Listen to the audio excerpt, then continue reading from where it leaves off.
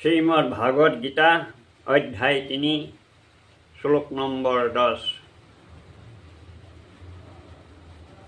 সযজ্ঞঃ পজ্ঞঃ শিষ্টবা পুরা উবাস প্রজাপতিঃ অনেন ই প্রবশিষ্য ধ্বংস এষ্য ইহ অস্ত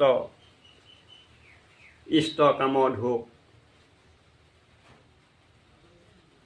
অর্থাৎ শাস্ত্র অনুকূল এই ভক্তি দ্বারা সংসাৰৰূপী বৃক্ষৰ এই তিনি গুণৰ শাখা ৰজগুণ ব্ৰহ্মা, সতগুণ বিষ্ণু আৰু তমগুণ শিৱ, এই তিনি দেৱতা সংসাৰ বৃক্ষ এই কৰ্ম অনুসাৰেহে ফল দিয়ে।